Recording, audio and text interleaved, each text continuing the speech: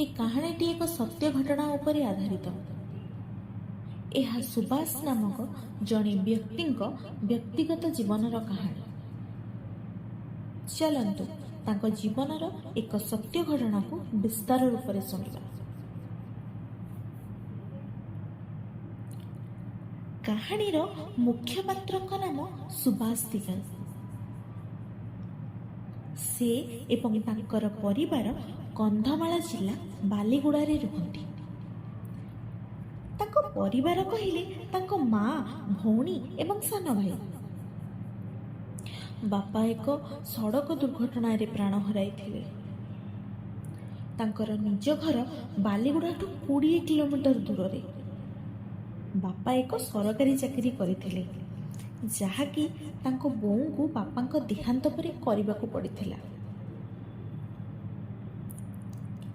ତାଙ୍କର ପରିବାର ବାଲିଗୁଡ଼ାର ସରକାରୀ ବାସଭବନରେ ରହୁଥିଲେ। ଦିନେ ତାଙ୍କୁ ଏକ ଜମି କାମ ପାଇଁ ତାଙ୍କ ଗ୍ରାମକୁ ଯିବାକୁ ପଡ଼ିଲା। ସେଦିନ ସେ ତାଙ୍କ ଗ୍ରାମରୁ କାମ ସାରି ବାଲିଗୁଡ଼ାକୁ ଫେରୁଥିଲେ। ଫେରିବା ସମୟରେ ବାଟରେ ଏକ ଝିଅ ଛଡ଼ା ହୋଇଥିଲା। ସେଦିନ ସନ୍ଧ୍ୟାରେ ବହୁତ ଜୋରସେ ବର୍ଷା ଉଠୁଥିଲା। ରାସ୍ତାଘାଟ ଅନ୍ଧକାର ହୋଇଯାଇଥିଲା। ପବନର ସୁ ସୁ ଶବ୍ଦ ଜୋରେ ହେଉଥିଲା। ସେ ଝିଅ ତାଙ୍କ ସହ ଯିବାକୁ ଲିଫ୍ଟ ମାଗିଲା। କହିଲା, ମୋତେ ଟିକେ ସେ ପାଖ ଗାଁରେ ଛାଡ଼ିଦେବେ କି?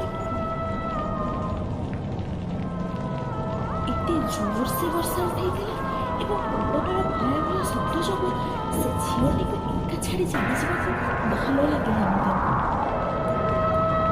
ସେ ପୁଣି ଭାବିଲେ ଲିଫ୍ଟ ଦେବି ନା ନାହିଁ। ଏତେ ରାତିରେ ଏ ଝିଅଟି କ'ଣ କରୁଛି? ବାରମ୍ବାର ଏ ପ୍ରଶ୍ନ ମନରେ ଉଙ୍କି ମାରୁଥାଏ। ଏସବୁ ଭାବିବା ଭିତରେ ସେ ଝିଅଟି କହିଲା, ମୋତେ ଟିକେ ପାଖ ଗାଁରେ ଛାଡ଼ି ଦିଅନ୍ତୁ। ଆମ ଘରେ ମୋତେ ଅପେକ୍ଷା କରିଥିବେ। ତାକୁ ଡର ଲାଗିଲେ ବି ସେ ଝିଅର ଏ ଅବସ୍ଥା ଦେଖି ତାକୁ ଟିକେ ଦୟା ଲାଗିଲା।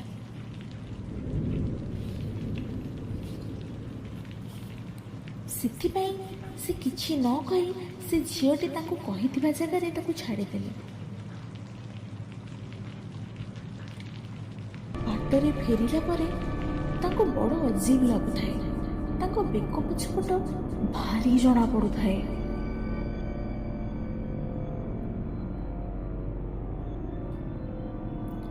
ସେ ସେମିତି ଘରେ ଆସି କିଛି ନ ଖାଇ ସେଦିନ ଶୋଇଗଲେ। ତା ପରଦିନ ପୁଣି ସେ ତାଙ୍କ କାମରେ ସେ ଗ୍ରାମକୁ ଗଲେ।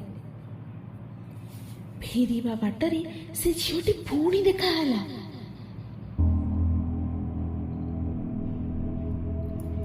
ସେ ତାକୁ ଚିହ୍ନି ପାରି ଗାଡ଼ି ଅଟକାଇଲେ।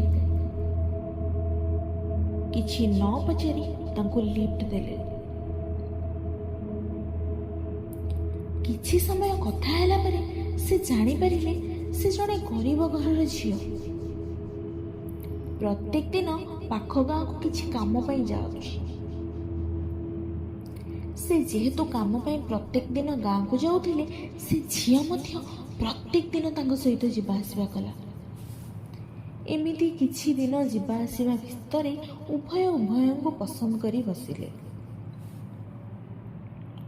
ତାଙ୍କର କାମ ନଥିଲେ ମଧ୍ୟ ସେ ଝିଅଟିକୁ ଦେଖା କରିବାକୁ ଯାଆନ୍ତି।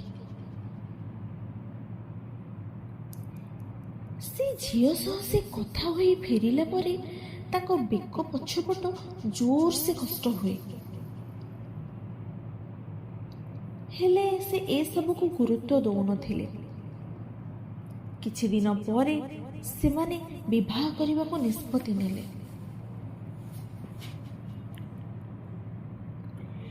ଏପଟେ ତାଙ୍କ ଦେହ ଦିନକୁ ଦିନ ଦୁର୍ବଳ ହେବାକୁ ଲାଗିଲା। କିଛି ଖାଇବାକୁ ଇଚ୍ଛା ହେଲାନି। ଏତେ ଝଡ଼ିବା ଦେଖି ପାଖ ପଡ଼ୋଶୀ ଆସି ତାଙ୍କ ମାଆଙ୍କୁ ଗୁଣିଆକୁ ଦେଖାଅ ବୋଲି କହିଲେ। ଦିନେ ତାଙ୍କ ମା ଦେଖିଲା ବେଳକୁ ତାଙ୍କ ବେକରେ ଗୋଟେ କଳା ରଙ୍ଗର ଦାଗ ଭଳି କ'ଣ ଦେଖାଯାଉଥିଲା। ଯେହେତୁ ତାଙ୍କର ଖ୍ରୀଷ୍ଟିଆନ, ତାଙ୍କ ଘରେ ଭୂତ ପ୍ରେତ ଗୁଣିଗାରେଡ଼ିକୁ ବିଶ୍ୱାସ କରନ୍ତି ନାହିଁ। ହେଲେ ଏହି ଅବସ୍ଥା ଦେଖି ତାଙ୍କ ମା ଆଉ ସହିପାରିଲେନି। ତାକୁ ଏକ ଗୁଣିଆ ପାଖକୁ ନେଲେ। ସେ ଗୁଣିଆ କହିଲା, ତମ ପୁଅ ଏକ ପ୍ରେତ ଆତ୍ମାକୁ ଭଲ ପାଉଛି। ସେ ଆତ୍ମା ତମ ପୁଅକୁ କିଛି ଦିନ ପରେ ମାରିଦେବ। ସେ ତମ ପୁଅର ଅଧା ରକ୍ତ ଶୋଷିଦେଲା।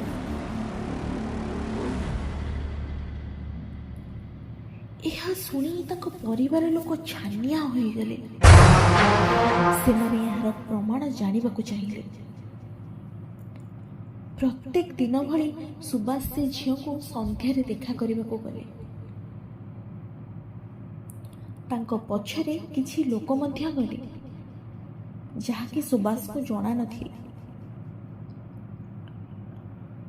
ସବୁଦିନ ଭଳି ସୁବାସ ସେ ଝିଅ ସହ ଏକ ପଥର ଉପରେ ବସି କଥା ହେଲେ।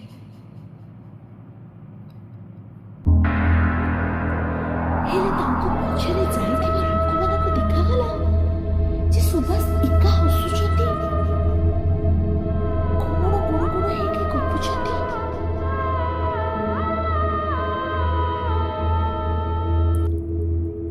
କାରଣ ସେ ଆତ୍ମା କେବଳ ସୁବାସକୁ ଦେଖାଯାଉଥିଲା।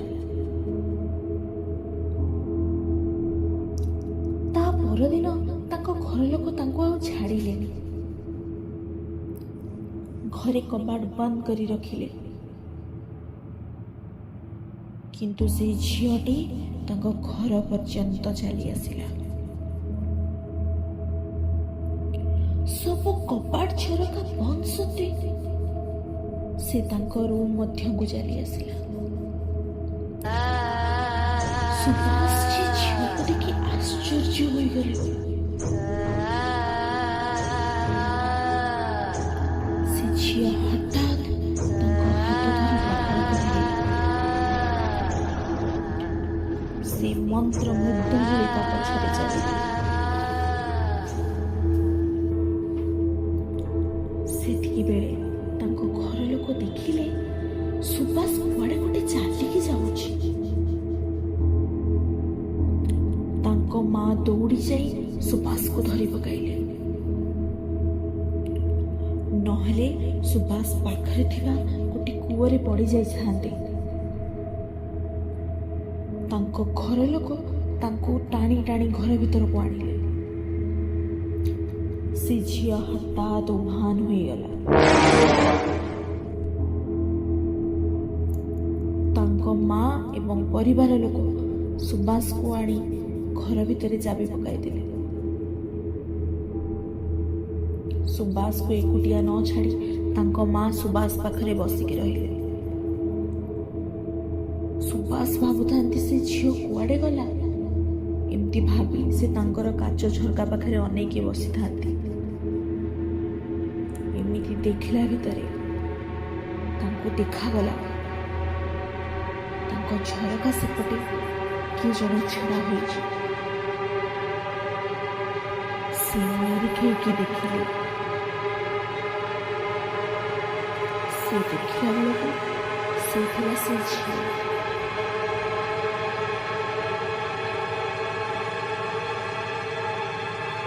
ସେ ଝିଅ ବହୁତ ସୁନ୍ଦର ଥିଲା। କିନ୍ତୁ ଏ କ'ଣ? ସୁବାସ ଦେଖିଲା ବେଳକୁ ସେ ଝିଅର ସୁନ୍ଦର ରୂପ ଆଉ ନଥିଲା। ତାର ଲମ୍ବା ଲମ୍ବା ନଖ ସାଙ୍ଗକୁ ରକ୍ତ ଭଳି ଆଖି। ଗୋଟିଏ ବିକଟାଳ ଶବ୍ଦ କରି ସେ ସେଠାରୁ ପଳାଇଲା। ତାଙ୍କ ପରିବାର ଲୋକ ନିଜ ଆଖିକୁ ଭରସା କରିପାରିଲେ। ସୁବାସ ଯାହାକୁ ବିବାହ କରିବାକୁ ଭାବିଥିଲେ ସେ ଥିଲା ଜଣେ ପ୍ରେତାତ୍ମା। ତାଙ୍କ ପରିବାରର ସମସ୍ତେ ସୁବାସକୁ ସେ ରାତିରେ ଜଗିକି ଶୋଇଲେ। ରାତି ପାହିଲା କ୍ଷଣି ସେ ଗୁଣିଆ ଆସିଲା। ଘରକୁ ଚାରିଦିଗରୁ ଶୁଦ୍ଧି କରାଗଲା। ସୁବାସକୁ ଏକ କବଚ ପିନ୍ଧାଗଲା ଏବଂ ତାଙ୍କ ଘର ଲୋକ ସୁବାସକୁ ଭୁବନେଶ୍ୱର ପଠାଇଦେଲେ। ଏବେ ସୁବାସ ଅନ୍ୟ ଏକ ଝିଅକୁ ବିବାହ କରିଛନ୍ତି। ସେ ସବୁ କଥା ଏବେ ମଧ୍ୟ ଭାବିଲେ ସୁବାସଙ୍କ ଲୋମ ଟାଙ୍କୁରି ଉଠେ।